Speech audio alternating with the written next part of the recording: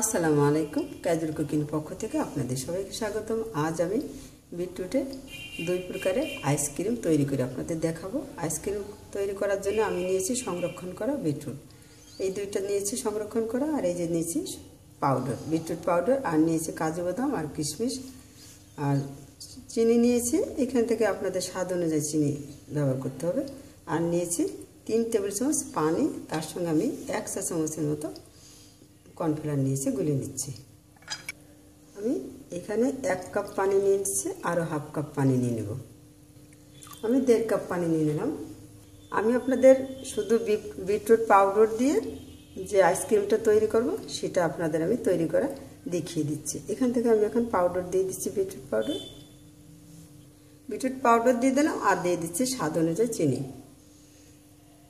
এবার এটা ভালোভাবে চামচ দিয়ে একটু গুলে নিতে হবে। এভাবে একটু সময় নিয়ে গুলে নিতে হবে। আর আপনারা চাইলে গুলে একটু কিছুক্ষণ ঢেকে রেখে দিও, আবার গুলে নিয়ে তারপর আপনার আইসক্রিম বক্সে দিয়ে দিতে হবে। আইসক্রিম বক্সে যখন আপনারা দেবেন তখন কিশমিশ আর বাদাম কুচি দিয়ে তারপরে বক্সে দিয়ে দিতে হবে। একটু সময় নিয়ে গুলে নিলাম। এবার আমি আইসক্রিম বক্সে দিয়ে দিচ্ছি। এবার আমি দিয়ে দিচ্ছি বাদাম আর এই যে কিশমিশ, আপনারা আপনাদের পছন্দ অনুযায়ী দিবেন। ঢেকে তারপরে সবগুলো এরকম দিয়ে তারপরে আপনারা ডিপ ফ্রিজে রেখে দেবেন 7 থেকে 8 ঘন্টা অথবা সারা রাত রেখে দিতে। একইভাবে এইভাবে সবগুলোই দিয়ে দিতে হবে। আমি এখানে 1.5 কাপ পানি, আমি হাঁড়িতে 1.5 কাপ পানি নিয়েছি, চুলায় জাল বসিয়ে দিয়েছি। এবার আমি বিটরুট দিয়ে দিচ্ছি। আমি এখান থেকে 2টো বিটরুট নিয়েছি, একটা দিয়ে দিচ্ছি।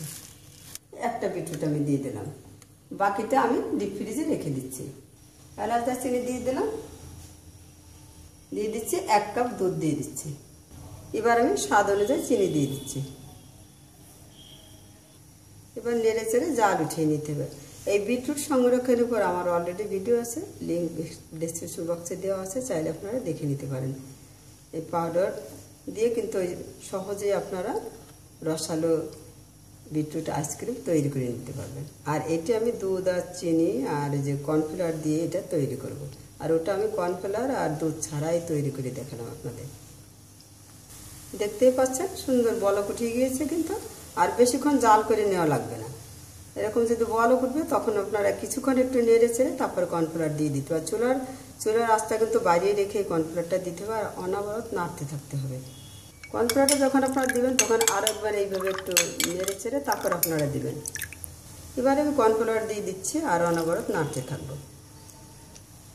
এবার কর্নফ্লাওয়ারটা যখন দেওয়া হয়ে যাবে তখন এই যে কিছুক্ষণ একটু এইভাবে নেড়ে চেড়ে নিতে হবে। এবার আমি আপনাদের একটা চামচ দিয়ে দেখিয়ে দিচ্ছি। দেখেন, অনেক কিন্তু ঘন করা যাবে না, দেখেন বেশি ঘন হবে না, আবার অনেক বেশি পাতলা হবে না। আপনার এরকম টাইপ হইলে তখন একটু বাদাম আর কিশমিশ দিয়ে নামিয়ে নেবে।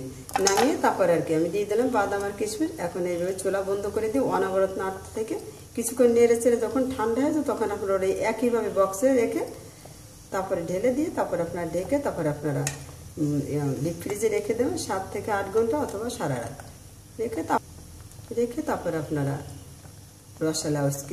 রসালো বিটরুট আইসক্রিম খেতে পারবেন।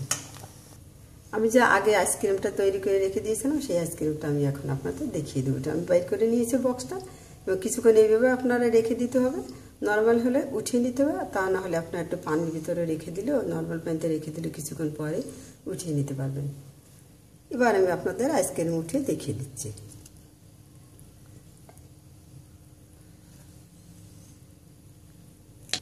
এটা কর্নফ্লাওয়ার আর দুধ ছাড়া, আর এটা দুধ আর কর্নফ্লাওয়ার দেওয়া।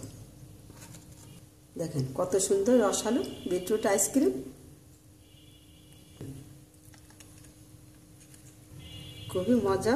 আমি 2টো আইসক্রিমই খেয়ে আপনাদের দেখিয়ে দিলাম, কারণ অনেক মজা। রসালো বিটরুট আইসক্রিম হয়ে গেল বিটরুট আইসক্রিম। ভিডিওটা দেখার জন্য আপনাদের সবাইকে ধন্যবাদ। ভালো থাকুন, সুস্থ থাকুন, আল্লাহ হাফেজ।